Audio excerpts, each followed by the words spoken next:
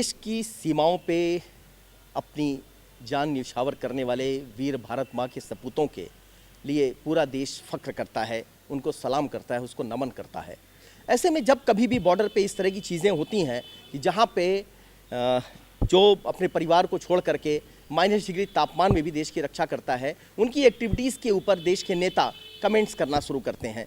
ऐसे में ये बड़ा गलत होता है। हमारे साथ कुछ देश के वो जवान हैं जिन्होंने देश की रक्षा की है, रिटायर्ड हो चुके हैं। हम उनसे बात करते हैं कि जब बॉर्डर की बात आती है, जब देश के सैनिकों की बात आती है, तो इस तरह की चीज़ें होनी चाहिए, उसको कितना उचित अनुचित मानते हैं, क्योंकि इन्होंने सारी ज़िंदगी अपनी लगाई है देश की सीमाओं के लिए।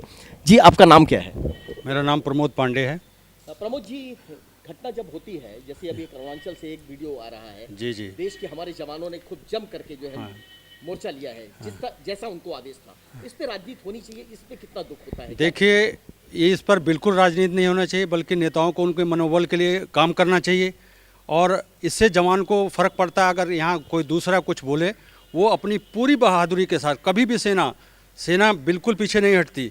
सेना वहाँ पर अपना जितना भी हो सकते अधिकतम बल अपना इस्तेमाल करके लड़ती है।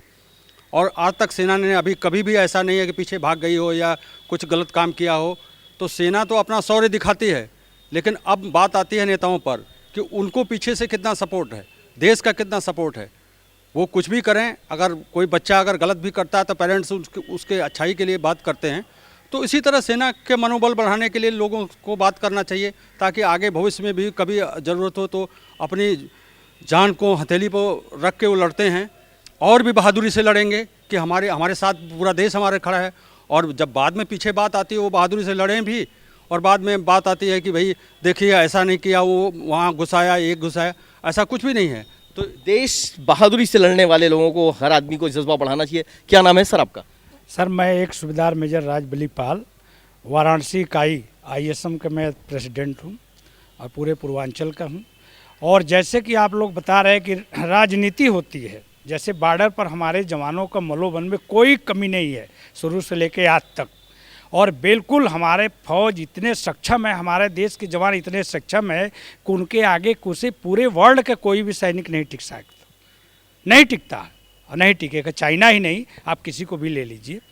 लेकिन हमारे देश में जो राजनीति हो रही है, ये नहीं होना चाहिए। वो भी देश का जो -70 डिग्री में जो रहकर देश की सरहद को रखवाली कर रहे हैं, उसके ऊपर तो बिल्कुल नहीं होना चाहिए। और ये हमारे पूरे हिंदुस्तानियों से मेरा अनुरोध है और आप लोगों से अनुरोध है कि सच्चाई दिखानी चाहिए। और मनोबल के लिए, मनोबल, जवानों को एक मनोबल क्या होता है कि जवानों को आप मनोबल अगर पीछे से करेंगे तो हमारे जवानों को इतना हिट मनोबल है कि वो बिना हथियार के भी लड़ाई पार कर सकते हैं, जीत सकते हैं। तो आप लोगों से भी है और पूरे हिंदुस्तान वासियों से भी है कि आप लोग आपस में जवानों का अप करिए मुराल, क्योंकि उस जवान की वजह से हमारा देश बिल्कुल शांत प्रिय है। और यही हम अनुरोध करते हैं और आप लोगों का धन्यवाद कि कम से कम आप लोग हमारे बातों को आगे तक पहुंचाएं। Thank you. कहते हैं जज्बा हो तो हर चीज़ फतेह, हर किले को फतेह किया जा सकता है। हमारे साथ एक और फौजी भाई है, रिटायर्ड। क्या नाम है आपका? सूर्यमणि त्रिपाठी। सूर्यमणि जी, जैसा और साथियों ने भी कहा, मेरा प्रश्न यही है कि किस तरह से जवानों का हौसला अफजाई होना चाहिए? जी, सर्वप्रथम हमारी सेना की गोपनीयता को उजागर नहीं की जाए। ये हमारे राजनीतिक क्षेत्र में घुस चुका है। अगर गोपनीयता भंग हो गई तो सब कुछ भंग हो गया। बॉर्डर पर क्या हो रहा है, क्या नहीं हो रहा है, उसको उजागर करने की ज़रूरत नहीं है। वो हमारे अधिकारी सक्षम है उसको देखने के लिए, और काबिल हमारे अधिकारी महोदय हैं, हमारे जवान काबिल हैं।